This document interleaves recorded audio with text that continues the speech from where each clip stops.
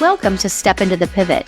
We're your hosts. I'm Teresa Conti. And I'm Ivana Polonio. We talk with people just like you. We have honest conversations about current issues that women and men face and how we pivot to address them in our lives. This podcast is your companion as you step into a workout or take some time for yourself. Hello, everybody, and welcome to this week's episode of Step Into the Pivot. This is our final episode for Breast Cancer Awareness Month, but I'm sure in the future you will hear more about breast cancer awareness because it's something that is near and dear to my heart, as you know. Today, we're welcoming back our guest, Ami Hindia. And Ami, we are so thankful to have you back. Thank you for agreeing. And I'm thankful I got to spend some time with you just a few weeks ago. So that was an amazing time for us. I'm going to really just jump right in today because I really want to hear your story. I really think our guests want to hear your story. And when you were on the last time, we touched on your breast cancer. We didn't really go into it. We talked more about your code switching, but I'd really love you to start with us and talk about your breast cancer journey, how you discovered it. If I remember correctly, it was probably about 3 years ago, right after you'd had your third daughter. Yes. And so can you talk to us a little bit about that? Let's just start right there. Great, let's get into it. So thank you for having me. It's nice to be back. Ivana and Teresa, thanks for the opportunity. So I will tell my story. So I was 42 and a mom of three when I first heard my radiologist say cancer and my name in the same sentence. And you really never forget that moment, because life just, it stops for a second. And for me, it happened in 2021. It's still a wound. It's not a fresh wound anymore, but it's still a wound. I remember exactly when it was. It was May 5th of 2021. And within seconds of my initial diagnosis to my prognosis, 9 days later, my mind just completely shut down and I couldn't wrap my brain around it. And I really felt sorry for myself because I kept asking myself, why me? I was thinking about, am I going to lose my breasts? Am I going to get to keep my hair? In April 2021, I went in for my first ever mammogram. In Illinois, they recommend that women get their annual mammogram starting age 40, but I put it off 2.5 years due to having my third child at 40. And then because COVID was going on back then, and I thought that would have been the only reason why I would have gone to the hospital. And so within days of having that mammogram, I had another mammogram, and then I was called in for a biopsy.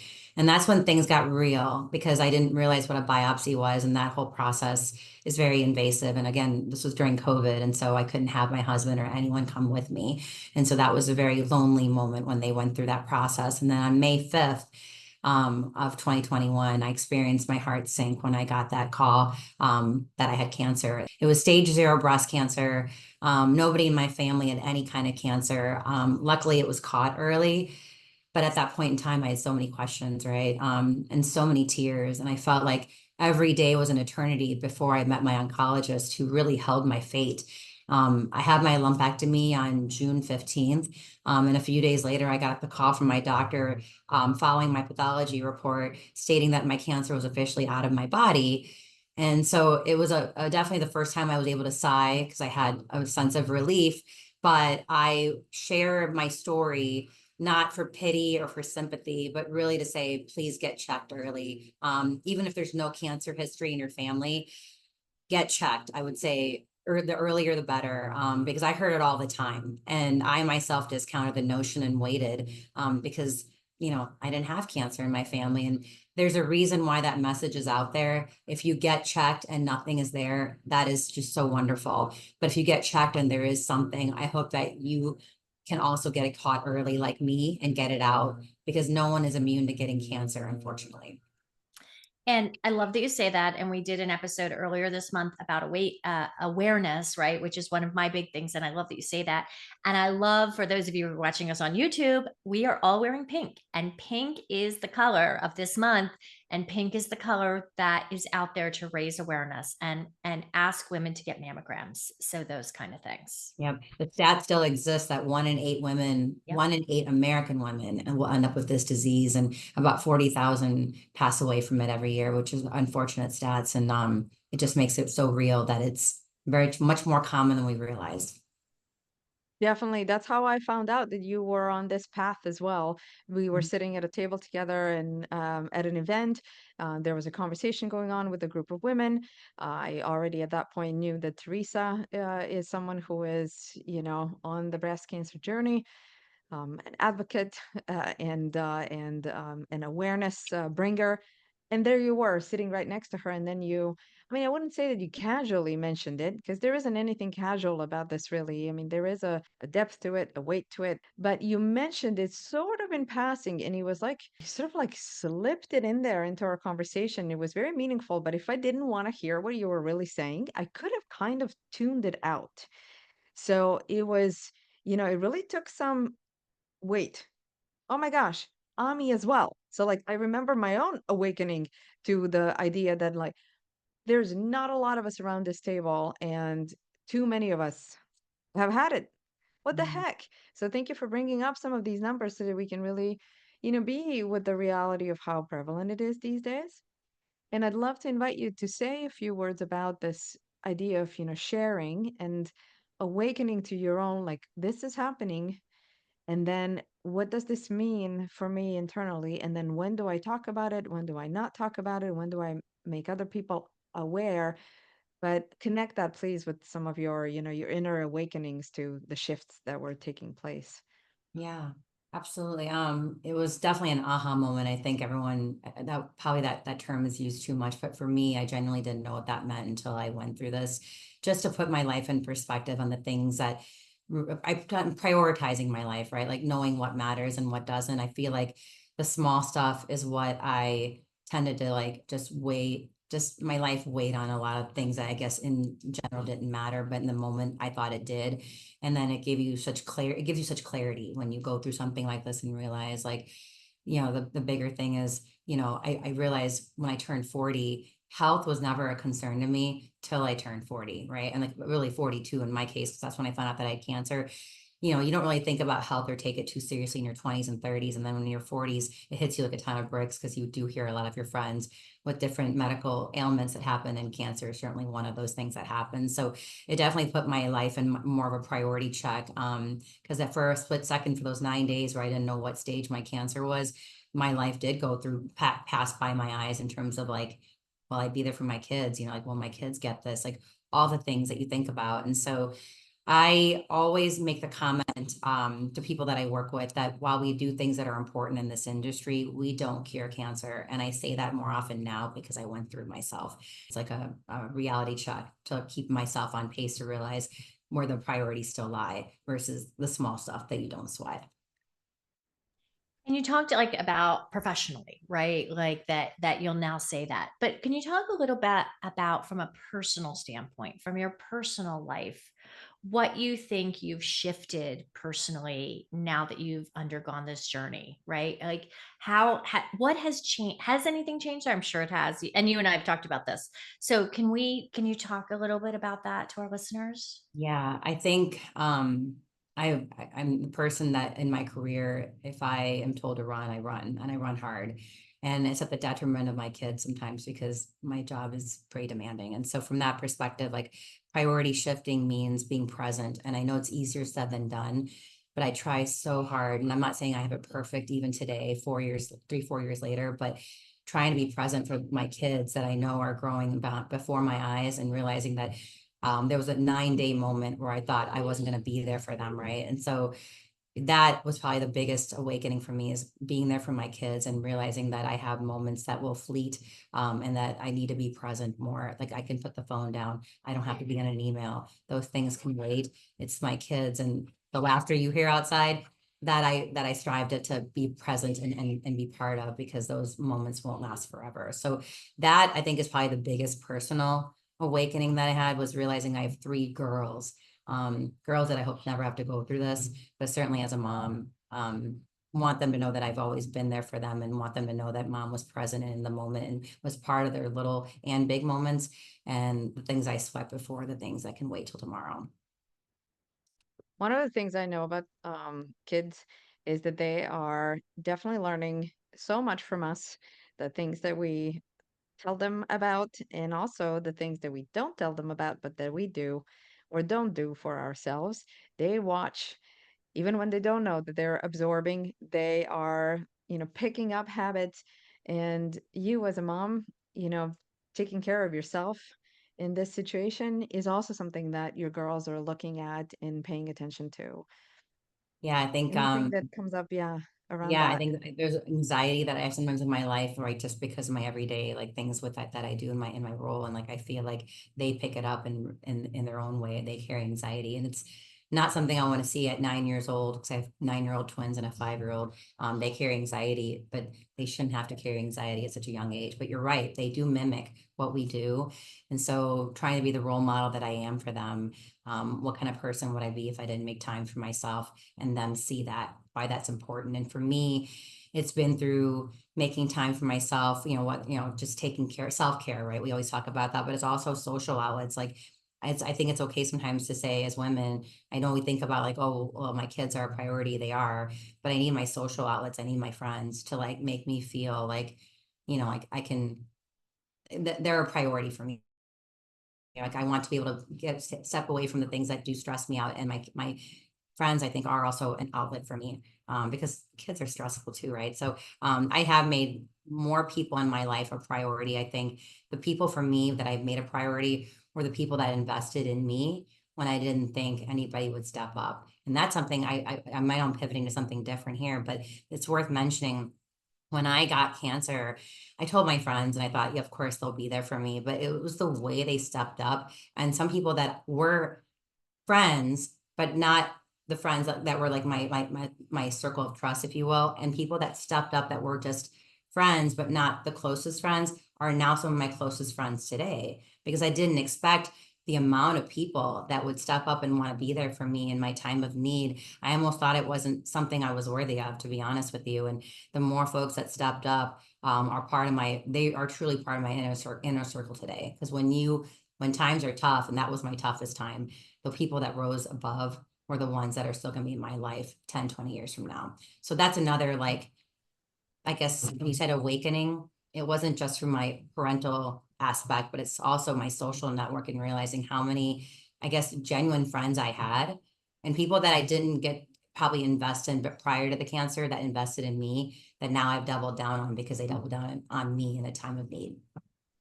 So it's an awakening, right, from those relationships, that Mhm. connection, that support Mhm. you got.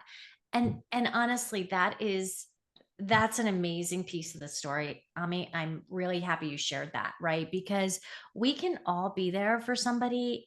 You don't always, I say it all the time, like you don't always know what somebody else is going through. And sometimes you just need to be there to Mhm. support them. I know that you shared your story, and I'd love for you to talk a little about that, but I didn't really share my story. And I think that Mhm. was one of the things until now. Now I share my story openly, but when I had breast cancer, I did not. And I think it really, I mean, I had support. I had my husband, I had a few very close friends who knew what was going on, but I also had this whole network that didn't. And, looking back on that now, I'm wondering, well, what did they really think was going on with me? Mhm. But I think it's such an important piece to have that support and have that connection. And can you even talk about that from a um telling your story to others, and did something change emotionally or mentally or something during Yeah. that journey? So two stories I'll tell there. Number one, after I had the lumpectomy, and I was cancer free, I chose to put it on social media. I put it on Facebook, and I remember telling my mom like the night or two before, and she was like, "Why would you do that?" And I said, "Why wouldn't I?" And she's like, "Well, because you don't want people to think ill will of you or think negative towards you." And this is a cultural thing, mind you. I'm Indian. My parents have a very cultural perspective on things, and I had to challenge her to think like, but what if I could put it out there and teach other women that mammograms are important? Like on the onset, I mentioned like don't put it off. I know I did, because the amount of women that commented on my social media saying thanks for the reminder, or now I'm going to go get one. I was going to wait, but I'll do it now that this happened to you. Thank you for sharing your story. So I felt like it was an educational moment. I felt like that was the only silver lining I could think of in terms of why me. Why not me? I think given my platform personally and professionally, I think I'm the right person to come out and say this needs to be done and take it seriously. So that's one aspect. The second aspect, from a professional lens, I was a former wholesaler in my past life, and I would go to meetings. And initially, I would go through the motions that I always would, with any meeting that I would conduct, until it got very heavy when I was going through my stuff and realizing that that was all I could think about. And while I was trying to be normal and to carry on with my day to day, it was a very heavy part of my life that I couldn't put in the car when I was going into a meeting. And so I started vocalizing it to people that I knew I've known for a long time. And I wanted them to know what I was going through, because if I was a little off or my mind was just not there, I didn't want them to think that they didn't matter or that I didn't want to be there. It was because I had bigger things on my mind. And the amount of people that I've known over the course of my career that I think saw me differently in a positive way. First of all, I cared enough to share my story. I think it humanized me. Meaning, like, when I came into an office, they always saw me as the wholesaler, but if they didn't know me personally, and some of them didn't, I think at that point, that was the pivot in our relationship where they started to care more about me as a person versus the person that came to visit them once a quarter or whatnot. So I felt the need to do it. I know it's not for everybody, but for me, it was so heavy, and I wanted to not skip a beat with my day-to-day life. But I also thought by bringing people into the fold, they got a sense to understand me more, realize that I also have, like you said, Teresa, you don't know what people are going through. And by me vocalizing what I was going through, I wasn't looking for, again, sympathy or pity. I was just looking for an understanding that you know what I'm going through. So if you don't hear from me right away, if I don't respond to an email right away, whatever it might be, that you know that I'm going through something very deep and dark and personal that I just needed you to be aware of. And so those are two ways that I communicated, that I think was my only way of coping. And it may have been, I don't think there's a wrong or right way, but for me, it was the right way. You're talking about something really important here, which is, okay, so authenticity is definitely what you're describing, right? You're talking about here's what was really going on with me. And in my professional setting, it actually made sense to be authentic and Mm, share. And maybe I can calibrate that. Maybe I don't say everything and I don't say everything to everyone, but I am speaking into what's really going on here that might be causing, like, I'm not miffed. I'm mm, scared.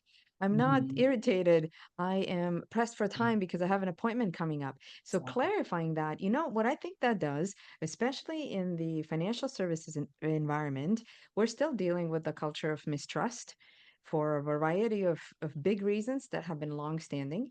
And when folks who participate and contribute and who work in the industry start really showing up authentically in this way, this is in my experience and in my understanding of how things work from a human perspective, this is what's going to make a dent in it, because then your client, your colleague, your other provider that you're partnering with, they're like, I know the real deal. And so then I Mhm. can really orient, because if you're not sharing but I can sense that something is off, Mhm. this is where we're starting to play with this, like something that I don't know, and then a discomfort comes up. So I you being completely with the agree. discomfort, right, of sharing what's really going on, at the end of the day, like starts to infuse the whole conversation with honesty and trust building, which is really good for business. It's interesting you say about the authenticity. I feel like society has changed. I know we always evolve, right? But I feel like where we are now with being authentic and being able to talk about this are things weren't existing 10, 15, 20 years ago. And so I'm thankful that times are changing where this is an environment that I feel comfortable in doing this. Because quite candidly, I don't think it was my age necessarily 15, 20 years ago. I think it was the time and place back then that didn't allow for this kind of conversation, right? And I'm really thankful that it's more open and in the forefront now, that it is more acceptable to talk about it if it's on your mind and you want to share. Absolutely. I mean, I definitely remember a time when I was, going to therapy, which was such a beautiful and healthy investment in me, not only personally, but as a professional too, and skulking and not sharing. The environment is changing, and I think it is thanks to folks like you, both of you, who are willing to see that we can be doing things differently and communicating differently. You said, Ami, here, then one of the things that you say to, put things in perspective for your team, folks you work with, is like, we don't cure cancer.